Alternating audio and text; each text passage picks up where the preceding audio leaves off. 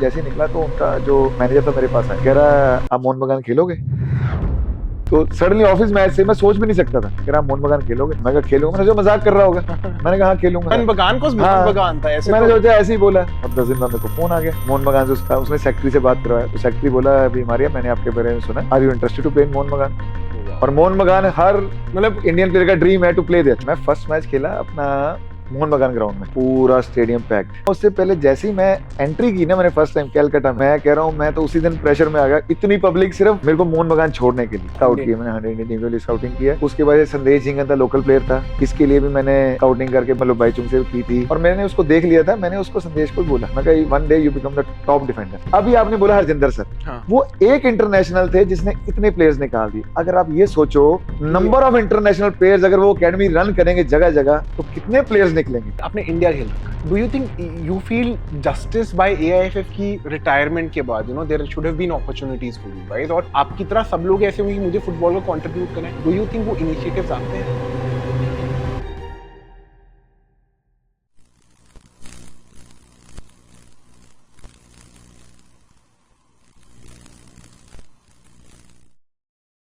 यार it's not normal कि you no it's not every day जब आपके साथ एक ex Indian international, someone who's played for some of the biggest clubs in India in Mohan Bagan and Salgaonkar, you know, you very rarely get chance to sit with a personality like this.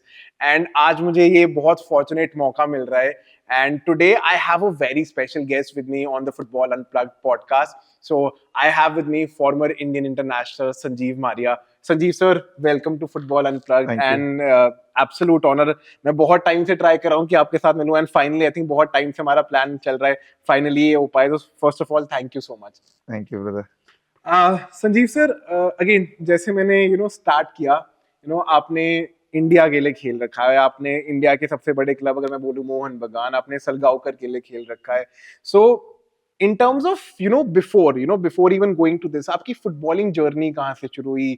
Football पहली बार आपकी life में कब आया, कैसे ये सारे football की journey शुरू कैसे? मैंने फुटबॉल स्टार्ट किया +1 से खेलना। मतलब मेरा कोई एकेडमी बैकग्राउंड नहीं था, कुछ नहीं था। यहाँ सेक्टर 17 स्टेडियम थे चंडीगढ़ में, तो मैं वैसे ही प्रैक्टिस करने चला था फिट होने के लिए। सडनली मेरे को फुटबॉल का वो हो गया भी हाँ फुटबॉल खेलना है, क्योंकि जब मैं उस फुटबॉल ग्राउंड में जाता था तो ऑटोमेटिकली मेरा वो रुझान उसकी तरफ हो गया। एंड इससे पहले वैसे आप स्कूल वगैरह में खेलते थे? नहीं, कभी नहीं खेला, कुछ भी नहीं खेला। +1 पहली बार था जब आप? +1 पहली बार था मेरा। और वो चंडीगढ़ में उस टाइम ये था भी सारे सीनियर प्लेयर्स थे और वो बहुत अच्छे प्लेयर थे। सिर्फ चंडीगढ़ का एक ही ड्रॉबैक था हमारे यहाँ भी, हमारे यहाँ क्लब नहीं था। अदरवाइज मैं जिनके साथ प्रैक्टिस कर रहा था, मेरे को लगता है उनमें से कम नहीं तो 10 से 15 या 20 बंदे क्लब में खेलते। उनका मतलब इतना पोटेंशियल था, बट बिकॉज हमारे यहाँ क्लब कल्चर नहीं था, इसकी वजह से वो लोग नहीं निकल पाए। और मैंने ये चांस लिया, मैं निकला। मैं सबसे पहले चर्चिल में ट्रायल देने गया। सो सर मतलब जैसे आपने कहा कि आपने शुरू भी नहीं किया था, तो वो ट्रायल देने वाला आपको कैसे लगा कि आप बहुत अच्छा खेल रहे थे, आपको बाकी कोचेस ने बोला, वो ट्रायल कैसे दिया आपने, उधर गई, उसकी जर्नी क्या थी? उसकी ये था, मैं ना नेशनल्स खेलने गया, 1 साल मैंने प्रैक्टिस की, मैं बहुत जल्दी राइज कर गया। ओके। मैंने 1 साल प्रैक्टिस की, 1.5 साल की, मेरे को नेशनल खेलने का मौका मिल गया। वहां मैंने इतना अच्छा परफॉर्म किया भी मेरा कॉन्फिडेंस लेवल और बढ़ गया, और मेरे सीनियर्स ने वो देखा भी हाँ, और उन्होंने मेरे को मोटिवेट किया। उसके बाद मैंने 21 नेशनल खेला, तो वहां से फिर मैं कैप्टनशिप गया। तो वो राइज करते करते मैंने 4-5 साल उसमें राइज किया, और मेरे को सडनली मेरा कॉन्फिडेंस लेवल इतना ऊपर चला गया भी मैं खेल सकता हूँ। तो पहले वो बीसी रॉय से आपने शुरू किया था? बीसी रॉय से। अच्छा। बीसी रॉय अंडर 19 खेलने गया था मैं अपना बंगाल में, एंड चंडीगढ़ को रिप्रेजेंट करके। और वो फर्स्ट चंडीगढ़ का अपना नेशनल था, उससे पहले चंडीगढ़ की अपनी एफिलिएशन नहीं थी। अच्छा, तो सर ठीक है, आपने अंडर 19 खेला, बीसी रॉय, अंडर 21, तो चर्चिल ब्रदर्स का ट्रायल कैसे हुआ? आपको उनके स्काउट्स ने बुलाया था? नहीं, क्लब ने बुलाया था? वो कैसे हुआ? ऐसा हुआ, मेरे को जैसे जॉब मिली तो मैं फाइनेंशियली भी मेरे को सिक्योरिटी हो गई, क्योंकि मेरे को जॉब बहुत जल्दी मिल गई। एंड जॉब कहाँ पे मिली थी? जॉब एजी ऑफिस में। अच्छा। ऑडिट हरियाणा में, चंडीगढ़ में। ओके। तो मैं जैसे खेला, मेरे को थोड़ी फाइनेंशियली भी होगी। फिर उसके बाद ना मेरा एक फ्रेंड है हरविंदर पाल, तो वो आईटीआई बेंगलोर खेल के आया। ओके। तो वहाँ खेल रहा था, तो मेरा वो रोल मॉडल की तरह हो गया भाई हाँ यार, अगर ये खेल सकता तो मैं क्यों नहीं। बस फिर मेरे मन में आ गया मेरे को खेलना है, मेरे को प्रोफेशनल खेलना है, और ऊपर से फाइनेंशियली मेरे को मुश्किल नहीं, क्योंकि मेरी जॉब मिल गई। एंड आप कितनी एज के थे उस टाइम? मेरे को 19 ईयर्स का था। अच्छा। तो मेरे को जॉब मिल गई, उसके बाद मैं चर्चिल ट्रायल देने चला गया ऐसे ही। तो वहां मैं ट्रायल देने गया, तो वहां उन्होंने मेरे को बुलाया नहीं, मैं खुद चला गया। एंड ऐसे उस टाइम अलाउड था कि आप आ जाओ ट्रायल? नहीं, कुछ नहीं, मेरे को कुछ नहीं पता, सिर्फ मैंने बैग उठाया, सिर्फ फुटबॉल का मेरे पास जुनून था कि मेरे को फुटबॉल खेलना और प्रोफेशनली खेलना। मैंने बैग उठाया, वहां चला गया। मेरे को चर्चिल का एड्रेस भी नहीं था। रात मैंने रेलवे स्टेशन पे निकाली, नेक्स्ट डे मैंने किसी से इधर उधर लोकल पूछ के मैं वहां पहुंच गया। तो वहां पहुंचा, उन्होंने कहा अभी तो यहाँ कुछ नहीं ऐसा, हमारी प्रैक्टिस होगी 15 डेज बाद स्टार्ट। ओके, तो 15 डेज ऐसे ही मैंने यहाँ वहां लिंक ढूंढ के किसी फ्रेंड के पास रुक गया। 15 दिन में मैं ट्रेनिंग करता रहा। तो फिर मैंने चर्चिल में फर्स्ट ट्रायल दिया आफ्टर 15 डेज। तो वहां 3 टाइम पर डे 3 सेशंस होते थे। मेरे लिए बड़ा मुश्किल था क्योंकि मेरे को उस लेवल का भी एक्सपीरियंस नहीं था। तो मतलब सर लाइक आपने जब 3 दिन ट्रायल्स में क्या क्या करवाया है आपसे, एंड अभी तक जैसे आपने 3 दिन ट्रायल नहीं थे, पर डे 3 सेशन होते थे। पर डे 3 सेशन होते थे। It's quite hectic for me क्योंकि मैंने वो देखा नहीं था यहाँ पे। फिर उसके बाद मैं करता रहा ट्रेनिंग। फिर वो इंडिया का one of the best coach है चातुनी सर, जो विजयन वगैरह सर। तो चातुनी सर आए, तब तक मेरे 15-20 दिन लग गए थे। तो चातुनी सर आए, तो मैं था एक ट्रायल पे, 2 लड़के और थे। तो उन्होंने ट्रायल लिए, तो मैं वन ऑफ द इंडिया के बेस्ट प्लेयर, अखिल अंसारी ये वो सब थे उसमें, रतन ये वो सीनियर काफी थे। तो मैं खेला, 2 दिन खेला। चातुनी सर को मैं होया भी हाँ इसको चांस देना। हमारा एक प्रैक्टिस मैच ऑर्गेनाइज किया, मैंने उसमें स्कोर कर दिया। एंड आप डिफेंडर थे उसमें? और मैं डिफेंडर था। आप फुल बैक खेलते थे? Stopper back. अच्छा। तो मैंने स्कोर कर दिया। तो देन चातुनी सर मेरे पास आए, कह रहे तू मेरे को चाहिए भी, मैं आपको टीम में रखूंगा। एंड चातुनी सर उस टाइम चर्चिल ब्रदर्स के हेड कोच थे। फिर एक प्रैक्टिस मैच और हुआ, तो मैं वो भी आउटस्टैंडिंग खेला। देन अपना चर्चिल जोखिम वो थे उसके वो ओनर, वो मेरे पास आए। तो कह रहे मारियम तेरे को साइन करना है। तो उन्होंने मेरे को इतनी अच्छी ऑफर दी ना उस time, that is my first, मतलब मेरा कोई बेस नहीं, कोई कुछ नहीं। पर उसने मैं फर्स्ट टाइम मैं बायर भी किया, क्योंकि उन्होंने मेरी टिकट करवाई, मैं बायर भी गया। और पर लेकिन यहाँ आके मेरे सर्कमस्टांसेस ऐसे बन गए, मेरी ऑफिस से परमिशन नहीं मिली। Oh, so you couldn't go and play there? ना, मेरे को ऑफिस से परमिशन नहीं मिली। एंड सर अगर if you don't mind me asking, I know बहुत पुरानी बात है, पता नहीं वो कॉन्ट्रैक्ट अगर आप उसकी टर्म्स मेंशन करें कितने का आपको कॉन्ट्रैक्ट उस टाइम, आज से 20 साल पुरानी बात होगी? नहीं, दैट इज 2003। हाँ 21 साल हो गए, 21-22 साल हो गए। वो प्रोफेशनली मैं बोलना नहीं चाहूंगा, बट स्टिल मतलब 5-6 time to my salary. Oh wow, more than 5-6 time to my salary. तो इट्स अ ह्यूज, मतलब मेरे लिए मोटिवेशन था वो। और दूसरा मेरा जो सपना था वो पूरा होता कि मैं क्लब में खेलता। सर मुझे एक चीज जाननी है नाउ, इससे पहले आपने जैसे बीसी रॉयल और अंडर 21 आपने खेल लिया था, राइट? बट एक प्रोफेशनल क्लब का सेटअप ऑब्वियसली बहुत अलग होता है। तो जो आपके 3 सेशंस होते थे उसमें करवाते क्या थे? जब आपको उनको ट्रायल्स वगैरह लेने पड़ते थे, प्रैक्टिस मैच एक बात होगी, बट उसके अलावा भी कुछ करवाते थे उस टाइम? नहीं, उस टाइम उनका जो मैं जिस टाइम गया था उनका प्री सीजन था। ओके, तो फिटनेस पे ही ज्यादा उनका फोकस था। तो इसलिए मैं भी, मेरे को ये एडवांटेज हो गया, मेरे को वहां का वेदर हैबिचुएट हो गया। मेरे को 15 दिन बाद आप थे उससे। हाँ, मेरे को वो टाइम मेरे लिए बड़ा बेनिफिशियल हुआ। और मेरे को चर्चिल से ऑफर आई, उससे मेरा ठीक है मैं नहीं जा पाया, बट मेरा कॉन्फिडेंस लेवल बहुत ऊपर चला गया। और उसके बाद हमारा ऑफिस का ही मैच था, तो उसमें हमारे अगेंस्ट थे ये कैलकाटा के टॉप प्लेयर, एक अजय सिंह है, इंडिया टीम कैप्टन रहे, गुनावीर सिंह है, इंडिया टीम कैप्टन रहे हैं। उसके बाद किरण खोंसा इंडिया टीम कैप्टन रहे हैं। ये सारे कैलकाटा एजी ऑफिस में थे। मतलब more than 7 to 8 international players जो टॉप। हाँ, तो हमारा उनके साथ मैच था, उनके अगेंस्ट। तो उसमें मैं आउटस्टैंडिंग खेला। तो हमारा मैच कहाँ पे था? ये हैदराबाद में। ओके। तो मैं आउटस्टैंडिंग खेला, तो 0-0 का स्कोर है, चलो प्लेंटी शूटआउट में हार गए। तो मैं जैसे ही निकला तो उनका जो मैनेजर था मेरे पास आया, कह रहा आप मोहन बगान खेलोगे? तो सडनली ऑफिस मैच से मैं सोच भी नहीं सकता था, कह रहा मोहन बगान खेलोगे? मैं कहा खेलूंगा। मैंने जो मजाक कर रहा होगा, मैंने कहा हाँ खेलूंगा। तो चलो जी, उसने मेरा नंबर ले लिया, मैं घर चला गया। तो मैंने ये सोचा कहाँ इतना सीरियस होगा। मोहन बगान को मोहन बगान था ऐसे। मैंने सोचा ऐसे ही बोला।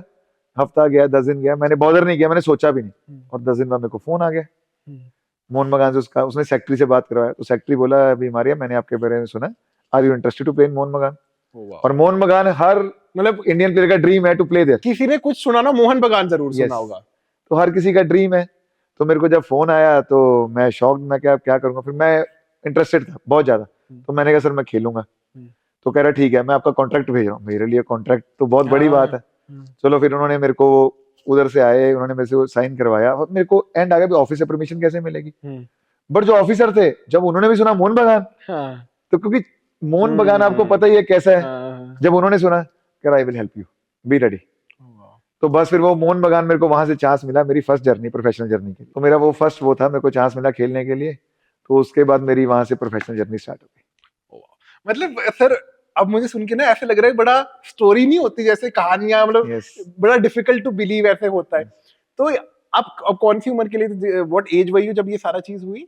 मैं अराउंड 23-24। 23-24 हाँ। एंड यू नो मोहन बगान देश का सबसे बड़ा क्लब। और मेरे को उसमें सबसे बड़ी बात, मेरा कोई बैकग्राउंड नहीं था, सिर्फ एक मेरी वो थी भी मेरे को खेलना है, मेरे को अपना नाम करना। और मैं ये सोचता हूँ जैसे आजकल अकेडमीज खुल गई, अगर मेरा उस टाइम कहीं ये बैकग्राउंड मेरे को और मिल गया होता ना, तो शायद मैं बहुत लंबा खेलता, मेरे को आज इंजरीज इतनी फेस ना करनी पड़ती, यहाँ ये सब कुछ फेस ना करना। एंड आपने तो शुरू भी 11th क्लास में किया, जो हाँ, बच्चे +1 लाइक में। 10-10 5 8 7 8 Yes. साल की उम्र में शुरू शुरू करते कर देते हैं। हैं, वो तो कहाँ ही अगर यस, और आपको पता कोई ऐसा फुटबॉल कल्चर भी नहीं था, बिल्कुल कोई एकेडमी बैकग्राउंड नहीं है, तो उसका बहुत एक डिसएडवांटेज रहा मेरे हाँ सर। तो मैं ना यही जानना चाहता हूँ, लाइक आपने जैसे स्टार्ट भी यही किया था, चंडीगढ़ में उस टाइम पहली बात कोई क्लब नहीं था, को नहीं था। ठीक है।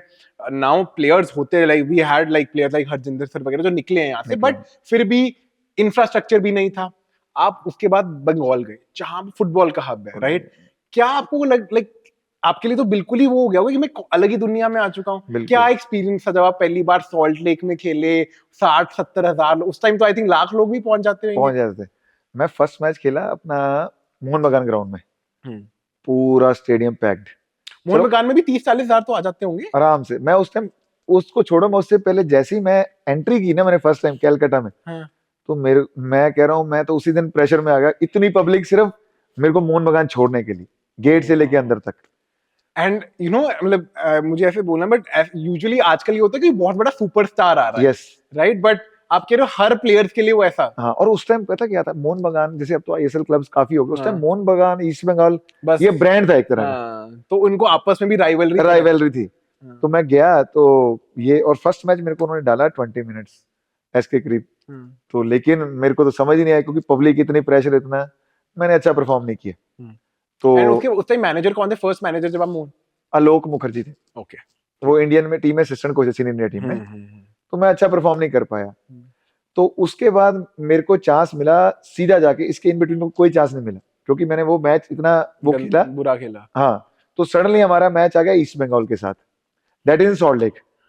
तो उसमें क्या हुआ, एक पंजाब का डिफेंडर था, ही रिप्रेजेंट इंडियन टीम आल्सो, और एक बंगाल का था। तो क्या हुआ उस मैच में, उसको डबल येलो हो गया, ओके, ठीक है, और जो बंगाली था उसके इंजरी हो गई। तो उन्होंने अभी फॉरेन स्टॉपर लेना था अभी, क्योंकि ऑन ट्रायल चल रहे थे। तो अब रह के मैं ही स्टॉपर रह गया। तो coach is not much interested in me, but suddenly अब जैसे उसको खिलाना पड़ेगा, तो उसने बोला मारिया खेलना पड़ेगा।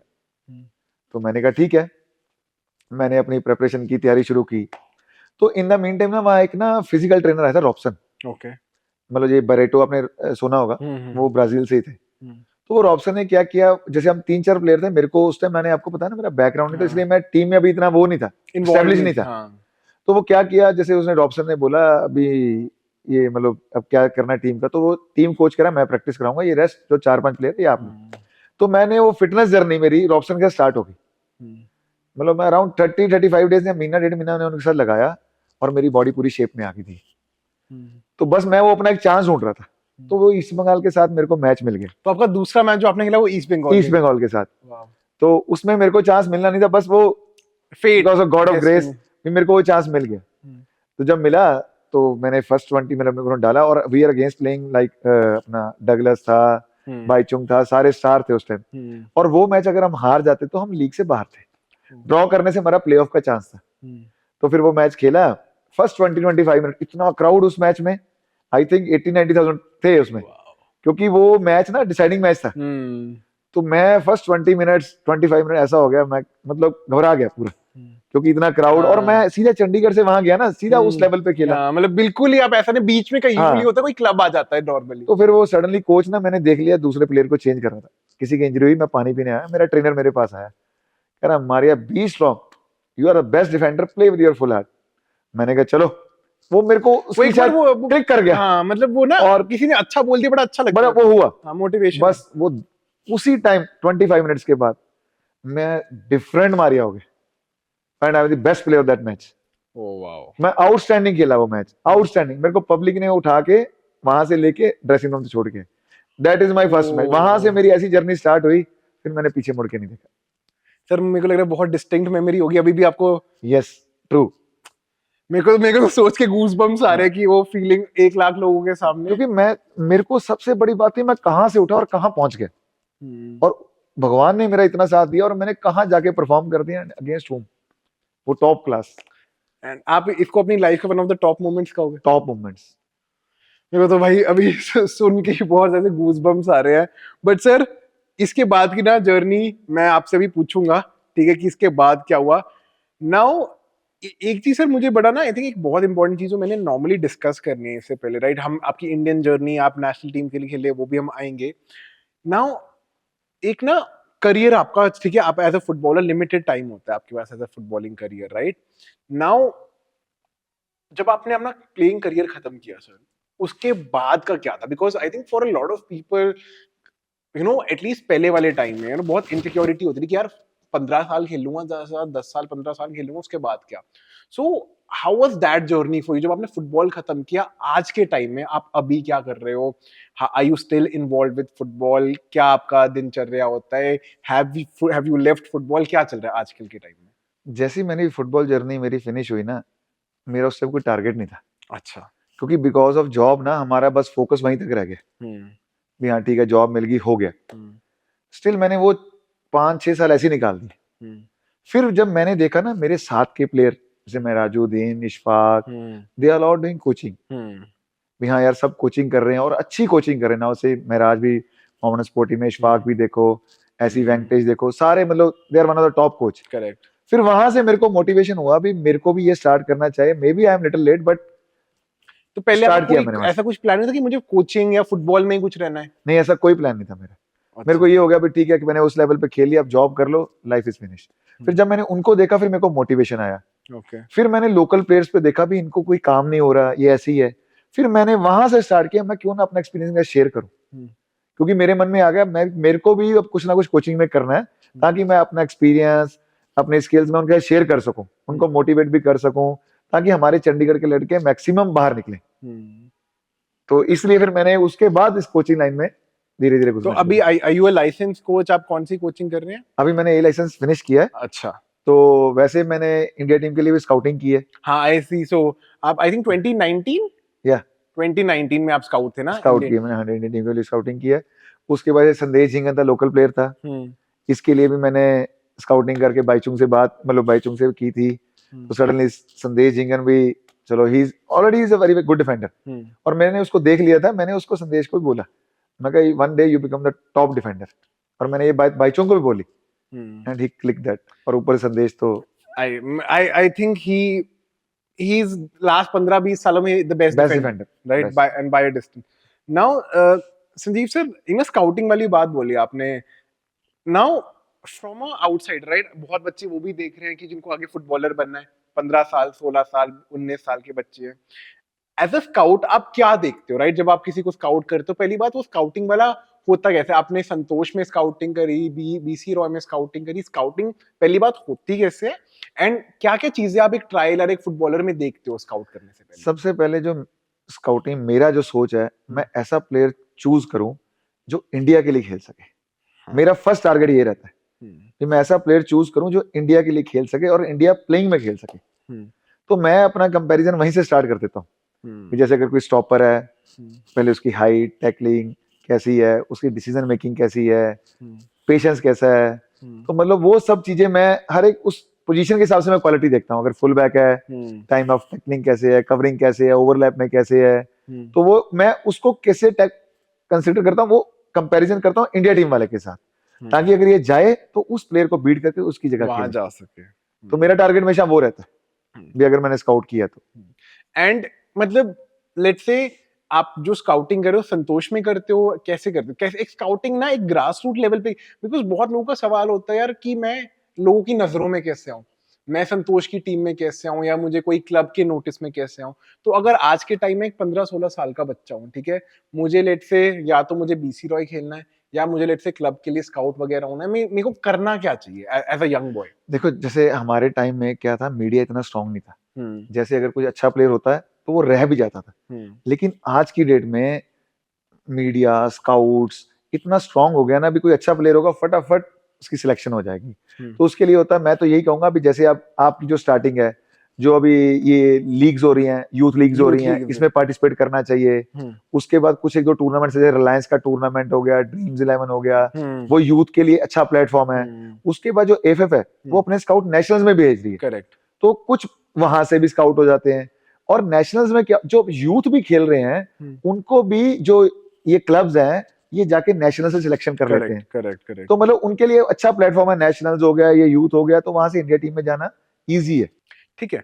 नाउ संजीव सर, इससे पहले ना आपने चंडीगढ़ फुटबॉल की बात करी, जो मुझे लगता है मेरे लिए, हम लोग सब यहीं पे हैं, हम बहुत टाइम, मुझे भी यहाँ पे आई थिंक 8-10 साल हो गए हैं, you been here for the longest time.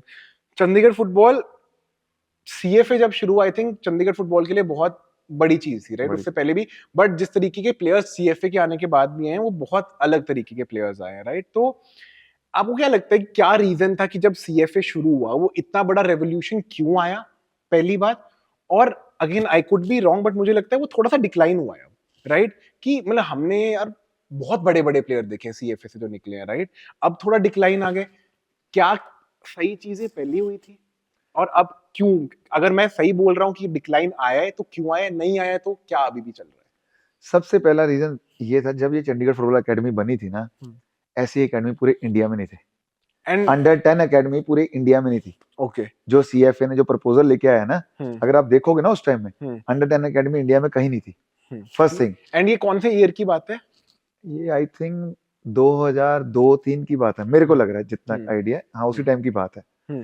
तो उस टाइम में अंडर 10 में कोई उसमें था नहीं, इंडिया में कोई भी ऐसी टीम बन नहीं रही थी। हाँ टीएफए थी, but that is top level. हाँ, मतलब यूथ पे काम नहीं था इतना, मतलब वो आप बोल सकते हो अंडर 10 पे, अंडर 12 पे, उस पे काम नहीं था।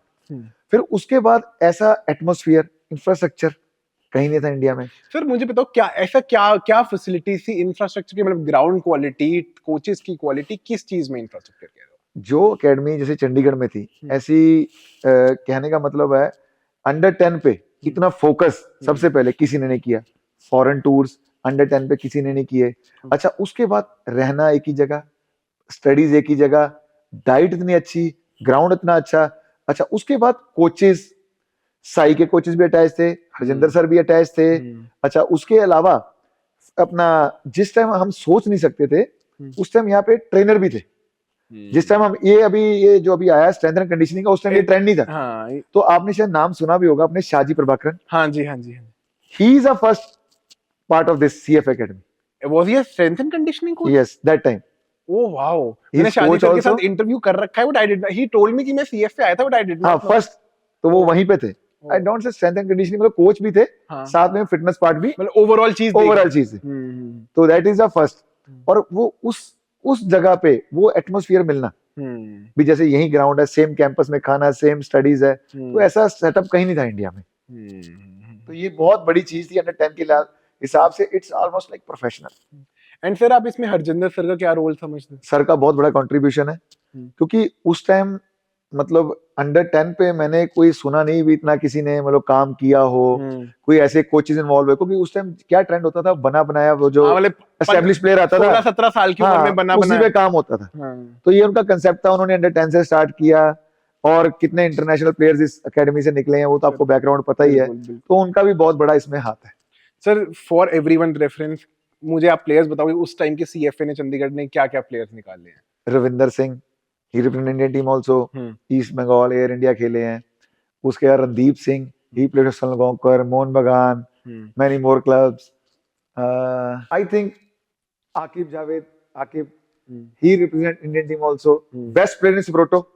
In that time Subroto competition is, you know very well, top. और उसमें सबसे बड़ा पता क्या था, एज का कोई वो इतना वो नहीं था, बैरियर नहीं था, and he become best player.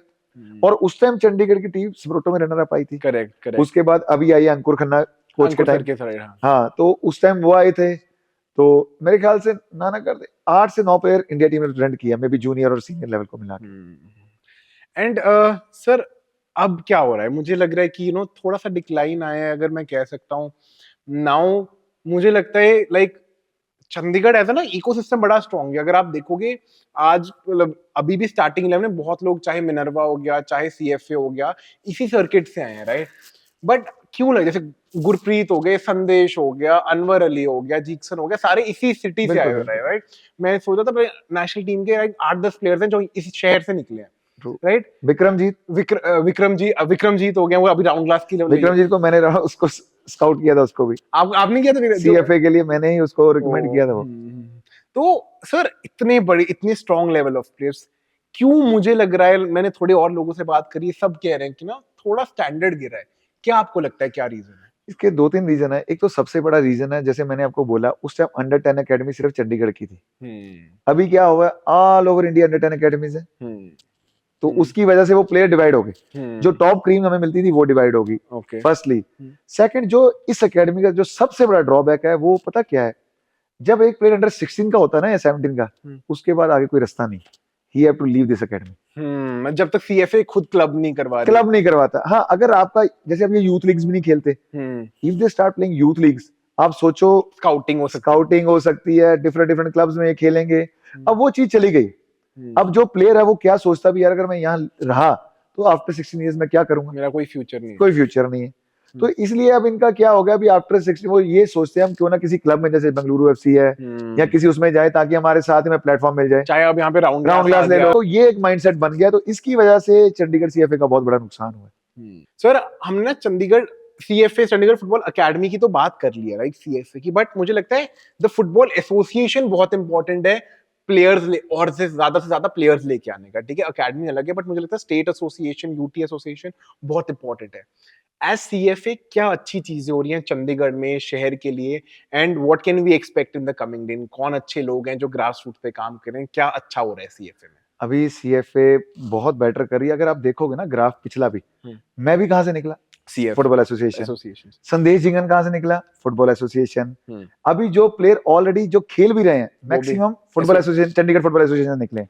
अभी सेक्टर 46 में अंकुर खन्ना कोच है, मतलब बहुत अच्छा काम कर रहा है। आई नो, ग्रास रूट पे अंकुर सर को हम पहले से जानते हैं। I know he is like one of the faces of हाँ। और जैसे अभी सबरोटो मैंने आपको बोला सेकंड प्लेस आई है, अभी नेशनल्स में जॉइंट थर्ड आए हैं रिसेंटली। करेक्ट। तो चंडीगढ़ फुटबॉल एसोसिएशन बहुत अच्छा काम कर रही है।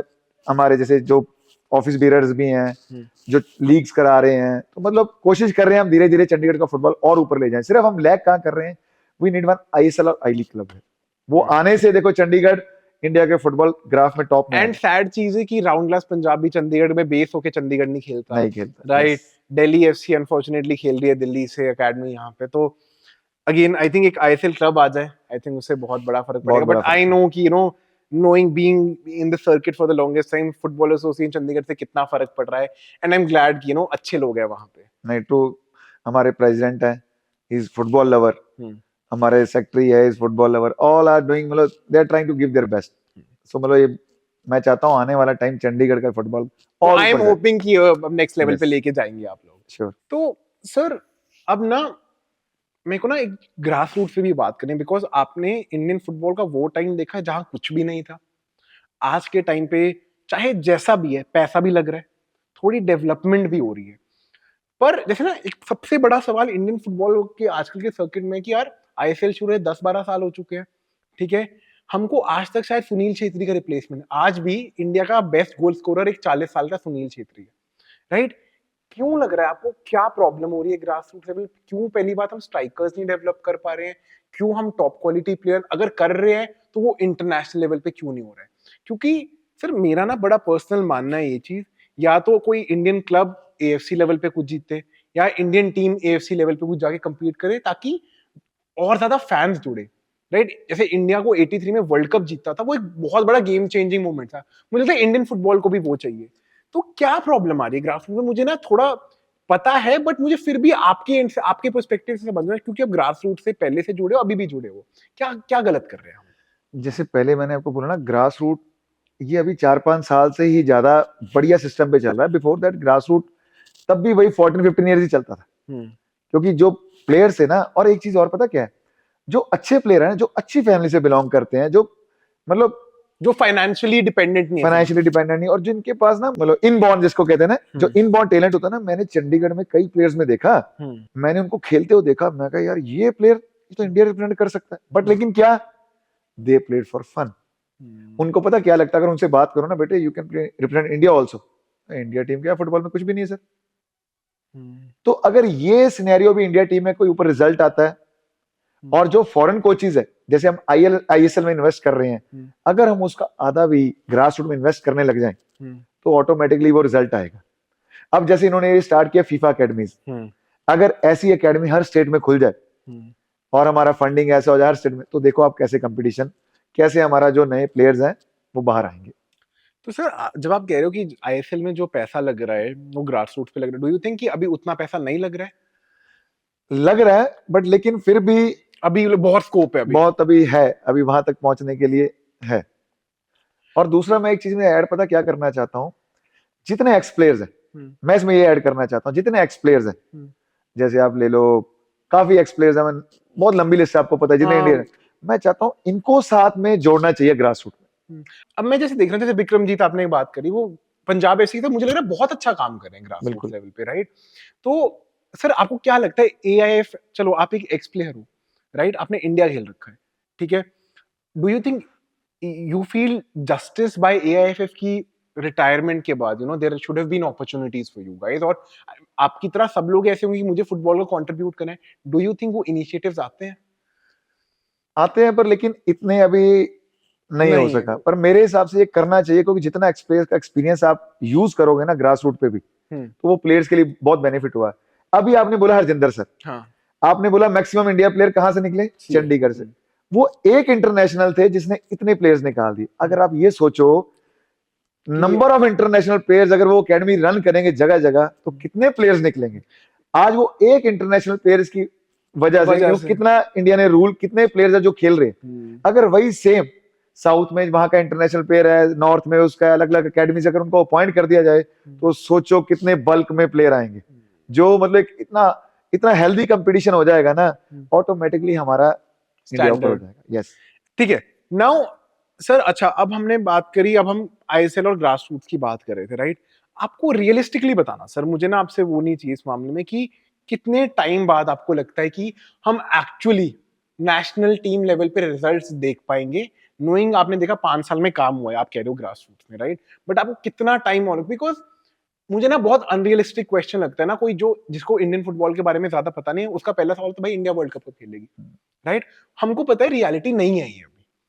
क्या लगता है आपको रियलिस्टिकली कब, व्हेन डू यू सी जो ये ग्रास रूट्स के इनिशिएटिव अब हुए हैं, इसका रिजल्ट कब मिलना शुरू होगा? अब जैसे इंडिया टीम ने टारगेट रखा है 2047, तो मेरे को लगता है तब तक इंडिया टीम आ जानी चाहिए, क्योंकि रियलिटी में काम बहुत हो रहा है। जैसे अब कुछ ना, जैसे नए क्लब्स भी खुल रहे हैं, वो यूथ पे काम कर रहे हैं, पर्टिकुलरली जैसे एफसी मद्रास हो गया, यूथ पे काम कर रहा है, और ऐसी रिलायंस हो गया, यूथ पे काम कर रहा है, ऐसे ही बेंगलुरु एफसी हो गया, यूथ पे काम कर रहा है, जैसे अभी आपने बोला राउंड ग्लास यूथ पे काम कर रहा है। तो मैं ऐसे चाहता हूँ, और फीफा अकेडमीज आ गई, तो मेरे को लग रहा है जो इन्होंने टारगेट सेट किया है, तो मे भी हो सकता है इंडिया टीम 47 तक। उससे पहले आपको नहीं लगता अनरियलिस्टिक एक्सपेक्टेशन होगी? नहीं, मैं ऐसा नहीं कह सकता, क्योंकि मेरे को चांस लगता है, क्योंकि जो अभी जितनी भी अकेडमीज में है, अगर हम मान के चले भी इन्होंने अंडर 14 प्लेयर लिया है या अंडर 12 प्लेयर लिया, तो मे भी 8-10 साल में आने वाले टाइम में शायद इंडिया टीम और बेटर हो जाएगी। नाउ सर, एक चीज आईएसएल की बात करनी है मुझे आपके साथ, राइट? 11वां साल है, आई थिंक 10वां 11वां साल है आईएसएल शुरू होने के बाद। Now as an ex player जिसने इंडियन फुटबॉल आई लीग देखी है, आपने एनएफएल देखा है, आपने आई लीग देखी है, आपने आईएसएल देखा है, क्या फर्क लाया आपने आईएसएल के अकॉर्डिंग? दो चीजें, आईएसएल ने क्या भला किया इंडियन फुटबॉल का, दूसरी चीज मेरा पर्सनल ओपिनियन है वो स्लो है, right? I think we should have been probably better. आप मुझे बताओ मेरा जजमेंट को, बाकी लोग भी कहते हैं भाई 10-11 साल हो गए आईएसएल को, क्यों नहीं हो रहा, क्यों अभी तक हमको इंटरनेशनल लेवल पे रिजल्ट्स नहीं मिल रहे? तो हम तो बड़ा बाहर से बोलना आसान है, आपका क्या पर्सपेक्टिव है इस चीज में? देखो, हर चीज के एडवांटेज डिसएडवांटेज रहते हैं। जैसे अब पीछे इंडिया टीम का अगर आपने रिजल्ट देखा होगा 2-3 साल पहले, मेरे को बहुत अच्छा लगा। क्यों? जब 3 ट्रॉफीज जीती, दूसरा आपने देखा होगा कैसा इंडियन टीम फुटबॉल खेल रही है, पोजीशन रख रही है, दे ट्राई टू प्ले। बहुत टाइम बाद मेरे को, बहुत टाइम बाद, yes, like no disrespect to Constantine, मुझे लगा था उनके टाइम में वो बस मार दिया, यस। तो बॉब हॉटन सर के टाइम बेटर हो गया, करेक्ट, धीरे धीरे और बेटर हो गया। अगर आप 3-4 साल पहले चले जाओ ना, जैसे वो एशियन कप हुआ, तो वो इंडिया का ऐसे हो गया था। Asian games, I think Asian cup के एशियन गेम 3-4 साल पहले की बात है, जब हमने मेरे ख्याल से इससे बहरीन से भी ड्रॉ समथिंग किया कतर था, से ड्रॉ किया था। कतर से ड्रॉ, और हमने अपर हैंड ड्रॉ किया था, correct correct and we get lot of chances. तो अगर आप उस टाइम 3-4 रुपए का फुटबॉल देखोगे ना, मेरे को ऐसा लग रहा था ये ड्रास्टिक चेंज आया और ये बहुत ऊपर जाने वाला है, बट सडनली ग्राफ स्लो हो गए। उस टाइम हर किसी को ये उम्मीद होगी कि भी फुटबॉल जा रहा है ऊपर। मतलब हमारे लिए 2023 कितने सालों बाद एक ऐसा ईयर था, हमने इतना 3 ट्रॉफीज जीती पहली बार, है ना, इगोर टीम मैच, सब लोगों को भगवान बना दिया था। अगर आप कंपटीशन में देखोगे ऐसा लगता नहीं था भी हमें आराम से जीत जाएंगे या ऐसा हो गया, हर मैच 50-50 हो रहा है। करेक्ट।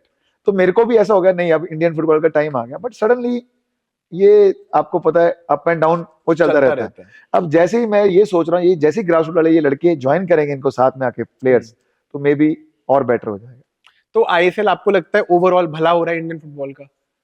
ओवरऑल तो मैं नहीं कहूंगा, लेकिन स्टिल भला हो रहा है, क्योंकि we are playing against that top players, तो वो एडवांटेज रहता ही है। क्या आपको लग रहा है, जैसे आपने कहा हो रहा है, बट वो बट वाला एलिमेंट क्या, क्या चीजें हैं जो आपको लग रहा है बेटर होनी चाहिए या अच्छी नहीं हो रही है? क्या वो ग्रास रूट्स है, क्या वो इंडियन प्लेयर्स पे फोकस है, क्या मिसिंग ये मैं ये कहना चाहूंगा, जैसे आईएसएल नंबर ऑफ क्लब्स है ना, ये बहुत कम है।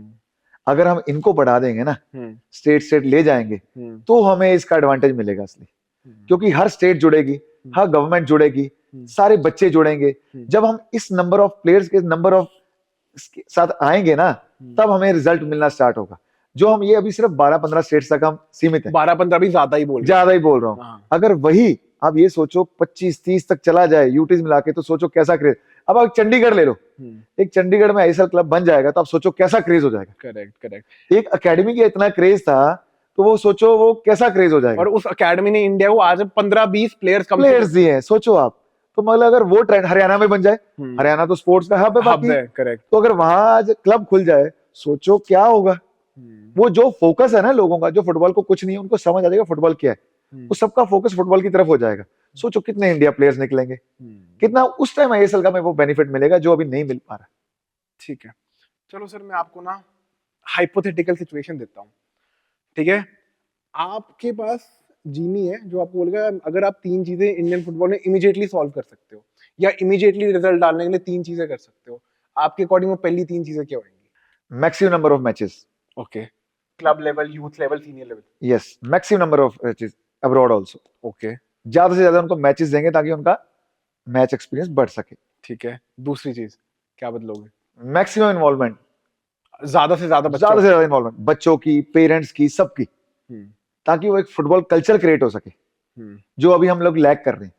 अगर आप आज क्रिकेट देखोगे ना, हर पेरेंट्स को पता है, हर बच्चे को पता है, एंड रिक्शे वाला भी होगा ना, वो भी बता देगा ये धोनी है, ये विराट कोहली है, ये कौन। आज इंडिया का मैच हो रहा है, ऑटो चला रहा है, साथ में वो कर रहा है। मैं चाहता हूँ वो कल्चर इंडिया में क्रिएट हो जाए फुटबॉल का, तो उससे क्या होगा, ये सब कल्चर क्रिएट हो जाएगा, तो आप पता ऑटोमेटिकली सब कुछ आएगा।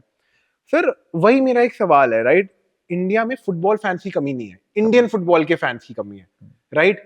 हम एक फुटबॉल फैन इन इंडिया को इंडियन फुटबॉल फैन कैसे बना सकते हैं? क्या लगता है कि कैसे अब मुझे पता है, मुझे शायद मैं ज्यादा मैच देखूं, मुझे लग रहा है अच्छा यार मोहन बगान ईस्ट बंगाल का मैच, अच्छा फिर मैं लगा लूंगा, राइट? चलो मैं तो फिर फॉलो करें, एक नॉर्मल बंदा है जो नॉर्मली देखता है फुटबॉल, कि यार मैं तो चलो मोहन बगान ईस्ट बंगाल, बस पूरे साल में शायद मैं 2 मैच देखूं।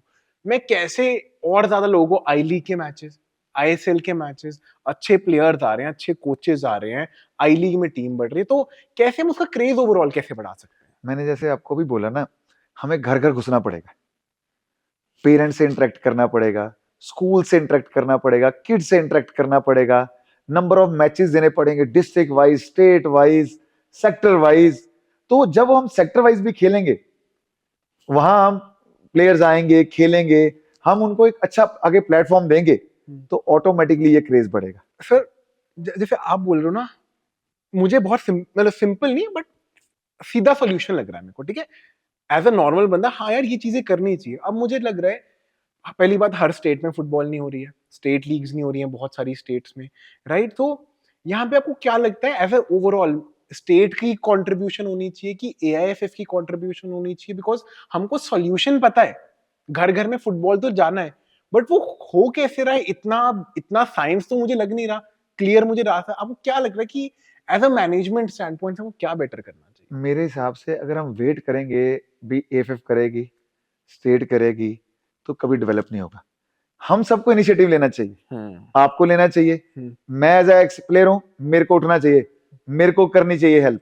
किस तरह कर सकता हूँ? मैं कोचिंग देके कर सकता हूँ, मैं कोई और वे ढूंढ, अगर मैं ये, अब एक एफएफ है, एक बॉडी कितना रन कर लेगी इंडिया में, वो घर घर तक पहुंच पाएगी? It's not an easy job. Same अगर आपको स्टेट है, स्टेट घर तक पहुंच पाएगी, क्योंकि वो 10 बंदे हैं, वो 20 बंदे हैं, वो 40 मान लो आप, वो 40 बंदे कहां तक भागेंगे? तो उसके लिए हर एक बंदे का इन्वॉल्वमेंट चाहिए, आपसे लेके, मेरे से लेके, इनसे लेके, हर बंदे का इन्वॉल्वमेंट चाहिए। कोई फुटबॉल लेके जा रहा है, कोई संडे मैचेस ऑर्गेनाइज कर दे, मैं ऐसा जहां प्लेयर खेल रहे हैं कोचिंग, और मैं कोचिंग दे दूं। तो कहने का मतलब जब हम ये जुनून लेके सारे जाएंगे ना, then the day will come भी इंडिया टीम वर्ल्ड कप खेल। एंड आई थिंक मेरा भी बहुत बड़ा सर ये सब करने का यही है राइट, कि लोगों को इंडियन फुटबॉल के बारे में बात करना बहुत जरूरी है, लोग नहीं कर रहे हैं। I wanted to do this with you because मुझे पता है आप ग्रास रूट्स पे काम कर रहे हो। बट चलो अब वापस एक बार आ जाते हैं आपकी फुटबॉलिंग जर्नी पे, ठीक है। आई वांटेड टू वेट कि आपकी इंडियन स्टोरी बढ़ेंगे, बट ईस्ट बंगाल हुआ राइट। मुझे ना आपकी इंडियन कैप के बारे में जानना है कि यार आई थिंक सबसे बड़ा ऑनर एक फुटबॉलर के अपने देश को रिप्रेजेंट करना है राइट, उससे बड़ा कोई ऑनर हो नहीं सकता। कैसे, क्या वो जो मोमेंट था, उससे पहले आपको लग रहा था कि मेरा इंडियन डेब्यू क्लोज है, डेब्यू होने से पहले लग रहा था कि हाँ मौका मिल सकता है, जा सकता हूँ? क्या था उससे, मतलब लेट से आप 2005 में डेब्यू था आपका, 2005 में आपका, उससे पहले का क्या पीरियड लगता? आप बहुत अच्छा फुटबॉल खेल रहे थे, क्या था वो पॉइंट? मैंने जैसे आपको बताया भी, मैंने 2003 में तो फुटबॉल क्लब में शुरू किया, बट लेकिन 2005 में इतना कॉन्फिडेंस आ गया ना, मेरे को लगता था भी मैं इंडिया टीम रिप्रेजेंट करने के लिए तैयार हूँ। मेरे को वो कॉन्फिडेंस आ गया था, मेरे को अगर चांस मिलेगा तो मैं उसको ग्रैब करूंगा, मेरे को खेलना ही है, क्योंकि मेरा फर्स्ट टारगेट पूरा हो चुका था, वो प्रोफेशनल क्लब खेलना। अब मेरे को सेकंड टारगेट था इंडिया रिप्रेजेंट करना। As you know, India represent करना मींस द बिगेस्ट। तो बस फिर मेरा टारगेट वही था, मैं उसी के ऊपर फोकस कर रहा था, एक्स्ट्रा प्रैक्टिस, एक्स्ट्रा सब कुछ, मेरे को वो टारगेट अचीव करना है, एंड द डे विल कम। मेरे को उससे पहले भी आया था, इससे पहले भी मेरे को कैंप के लिए मेरा नाम था, मेरी इंजरी हो गई थी, तो सडनली मेरे को 2005 में दोबारा चांस मिला। और पहली बार कैंप में कब आए थे आप? 2004 में मेरा कैंप में नाम था, पहले साल के बाद ही? पहले साल के बाद मेरा कैंप में नाम था, बिकॉज ऑफ इंजरी मेरे को चांस नहीं मिल पाया, तो उसके 2005 में मेरे को दोबारा चांस मिला, सो आई प्रूव दैट। तो मेरे को फिर तो उस टाइम आप मोहन बगान के लिए ही खेल रहे थे? उस टाइम मोहन बगान के लिए खेल। तो उस टाइम कोच कौन थे इंडियन नेशनल टीम के लिए जब आप डेब्यू किया था? नईमुद्दीन सर।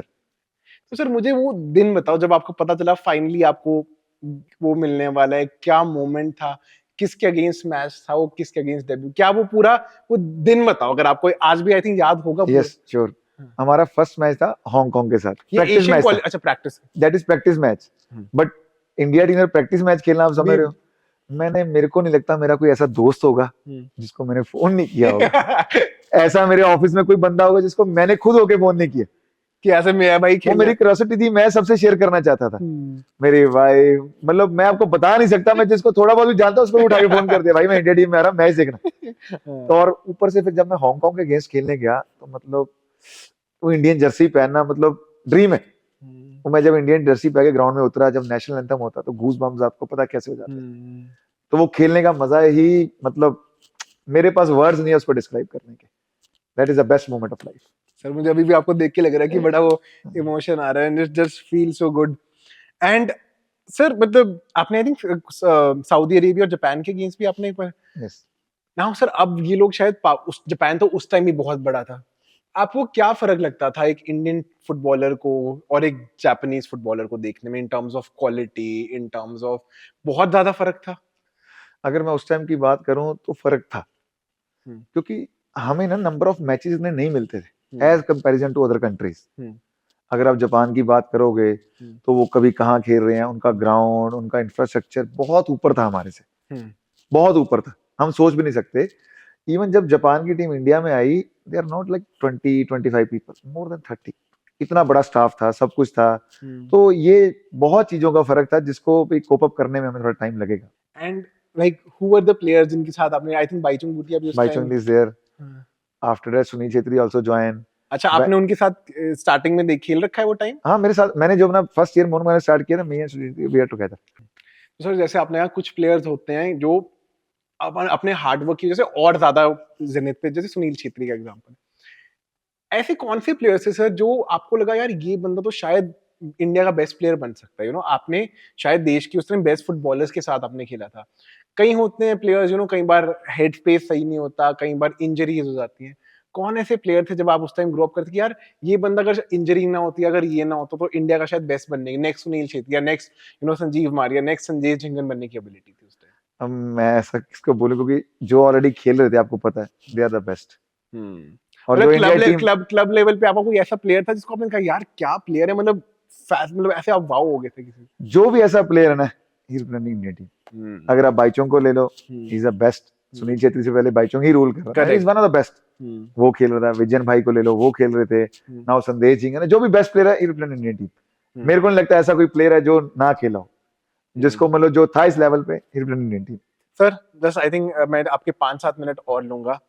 अब एक चीज सर मेरे को ये जाननी है कि where do you see grassroots football growing in India, right?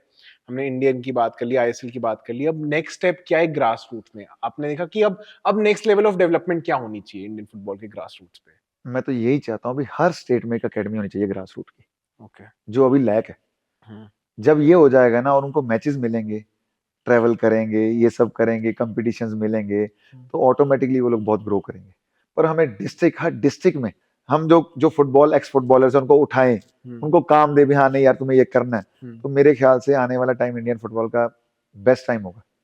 अब सर जैसे ना, मैंने जब कल्याण सर के साथ भी इंटरव्यू किया था, उन्होंने मुझे एक चीज बोली थी कि यार अब मेरे पास लिमिटेड पैसा है, ठीक है, सैडली रियलिटी है, उनको 70 करोड़ मिलता है साल का, ठीक है। अब वो बोलेंगे कि यार मैं कितना कितना कर सकूं, मेरे पास लिमिटेड बजट है, मैं शायद 10 स्टेट में लगाऊं, मुझे ज्यादा फायदा है। तो रियलिस्टिकली पॉसिबल है कि मैं एक हर डिस्ट्रिक्ट में घुस सकूं? अब एक्स प्लेयर्स को भी पैसा तो देना पड़ेगा, राइट? अब कोई फ्री में तो शायद काम नहीं करेगा। कैसे कर सकते हैं यार? सरकार को और पैसा देना चाहिए, क्या करना चाहिए? बिकॉज मुझे लग रहा है कि हमको पता है करना क्या है, कैसे करना इज अ प्रॉब्लम।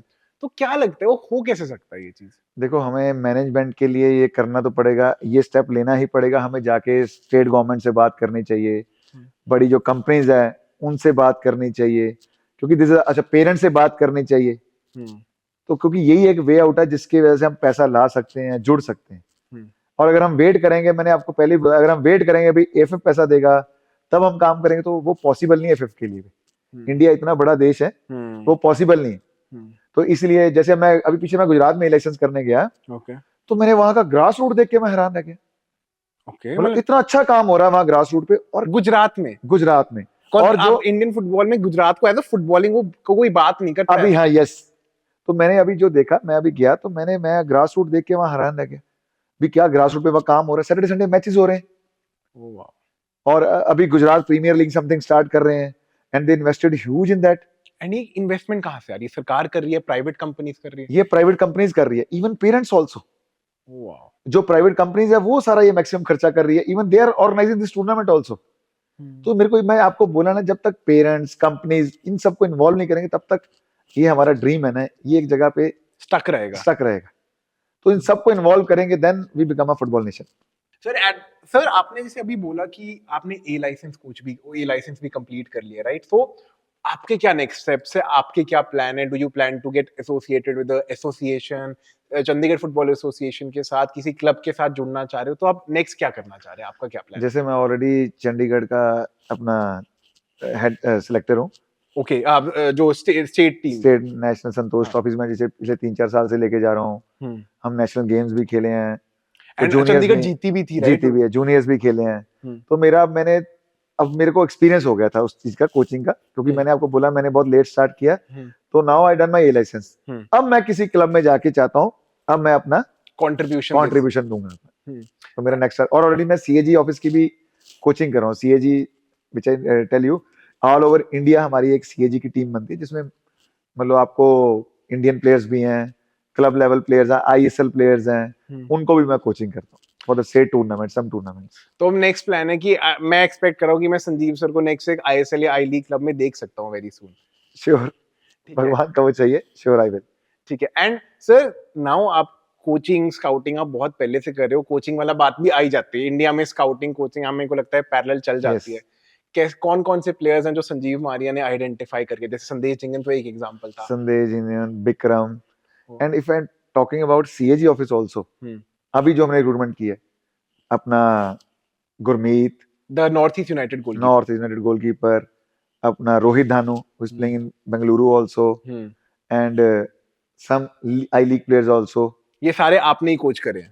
मतलब means now I selected him for the coaching. Before that मैंने कोच किया है, जैसे अपना AG कैलकाटा में है, they are Jobby Justin, he played ISL also, Abhinav represent India also, तो ऐसे ही अपना मनीष मथानी, ऐसी many Indian players are there, मैंने जिनको कोचिंग की है अपने एजी ऑफिस में.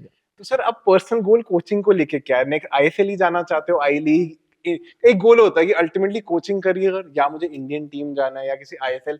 एज अ कोच क्या आपका इच्छा है, क्या प्लान है? देखो, सबसे पहले मेरा जो ड्रीम है इंडिया टीम में जाने का. एक कंट्री को रिप्रेजेंट करना बहुत बड़ी बात होती है. As a player, as a coach, सबसे बड़ा ऑनर होता है. आफ्टर दैट मैं I will try for ISL.